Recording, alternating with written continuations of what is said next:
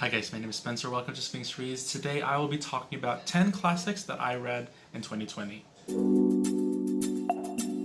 This is going to be a super casual video. I'm going to be talking about these classics that I've read last year. Very on the surface and just my general feelings about them because it's been kind of a while since I've read some of these, although I have reviewed my reviews and the synopsis for these books, so you'll still get a pretty good understanding of what these books are about and just kind of my general thoughts on each of them. So most of these books I listened to on audiobook. A few of them I haven't. The first one that I've listened to is The Wonderful Wizard of Oz by L. Frank Baum. I think it was the LibriVox recording that I listened to, and it was actually Anne Hathaway who was narrating it, and I absolutely loved this story. Part of me thinks that it was because it was Anne Hathaway who was narrating it, and she did such a good job of making the characters' voices really animated and distinct. I really loved the adventure. I was already pretty familiar with the story of The Wizard of Oz. It's a children's classic, so pretty much everyone knows about what it's about, but not a lot of people actually know the entire story. Some people have seen the movie, I haven't. But I really enjoyed following our characters and just the things that they learn was really heartwarming. I think the part of the story that a lot of people are familiar with is how Dorothy follows the yellow brick road, meets a few friends, the Tin Man, the Lion, and other people. They arrive at the Palace of Oz and they get what they need, but not a lot of people are actually familiar with their journey back, which actually took a long time too. I think maybe a quarter or half of the book was their journey back, and a lot of things happened there still. And it was that part that I didn't necessarily enjoy as much as the part that I was already familiar with somehow,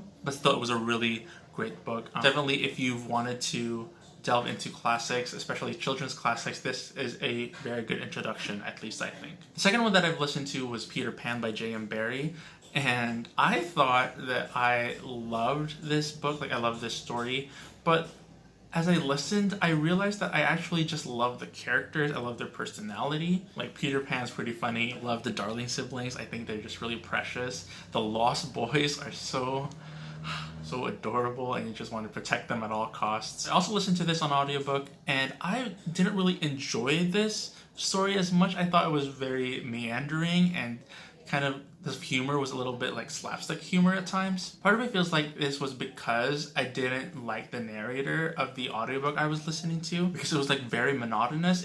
They had different voices for each of the characters, but it just didn't work for me. It was a LibriVox recording too. I feel bad because this is a well-beloved classic, and I kind of want to reread this, but actually read it as an ebook or in print. I was actually going through some of the reviews on Goodreads, and I did find one person who shared my same feelings about it. So part of me feels even if I do reread it, I'm still not gonna like it as much as a lot of people.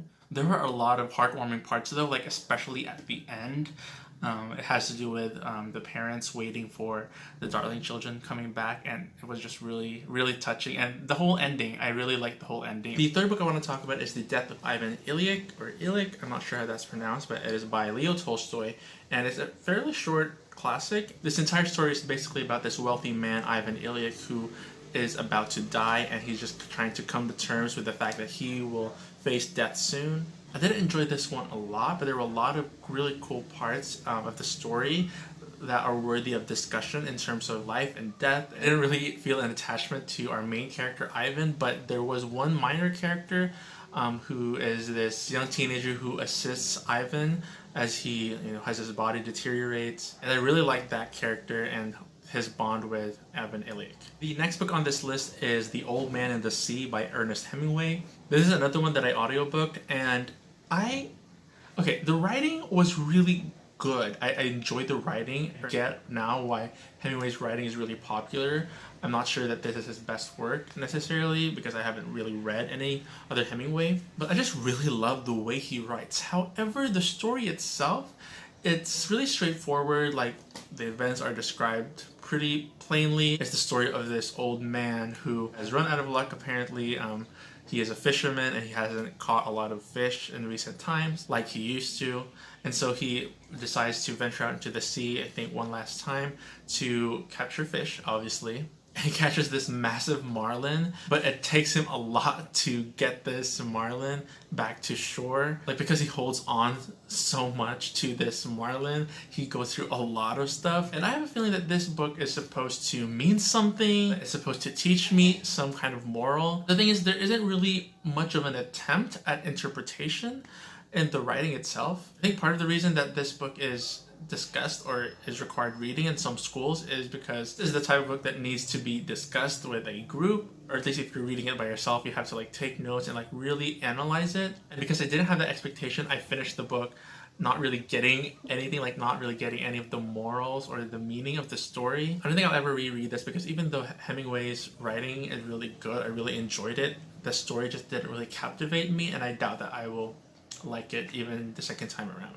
Another one that I listened to on audiobook is Of Mice and Men by John Steinbeck. Now this one has a lot of trigger warnings to it. I would say one would be racism. The N-word is actually used quite a bit. Granted, like To Kill a Mockingbird, it does tackle some like race issues, which is kind of part of the story, but for me, there's a lot more use of the N-word here in this book than To Kill a Mockingbird, the point where I was kind of really irritated like listening to it all the time. Another trigger warning I would say is ableism, particularly for mental illness, because one of our main characters has a mental illness. I'm not sure exactly what. I'm not going to take any guesses because that would just risk me misrepresenting people with mental illness. Our main characters are George and Lenny. Lenny's the one who has mental illness, and Lenny is being accused of something that, well, not to spoil anything, but he's being accused of doing some bad thing to another character, and George and Lenny are trying to figure out kind of what to do with this whole situation. I kind of like this story. I thought John Steinbeck's writing was really good. This book is mostly dialogue actually, and it was really cool to see George and Lenny's bond. The ending especially was really heartbreaking, like it hurt so much. But overall, this is a book that I probably won't reread. Number one, because I didn't really enjoy it, and number two, I'm just not comfortable hearing the N-word all the time, and this book had a lot of it. Another one that I audiobooked is Alice's Adventures in Wonderland by Lewis Carroll.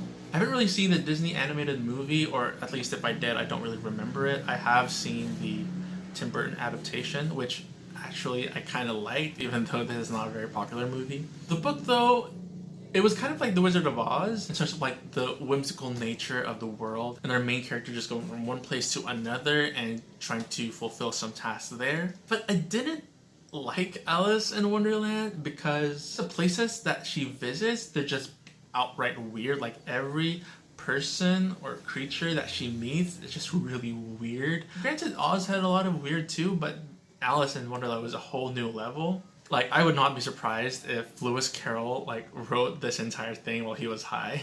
I didn't like it as much as I did The Wizard of Oz, but I still think it is a good introduction to classics or children's classics. The next one that I've listened to is Animal Farm by George Orwell, and I've read a short like excerpt of this when I was in high school, and I really liked it then, but listening to the entire audiobook last year, I really enjoyed this one.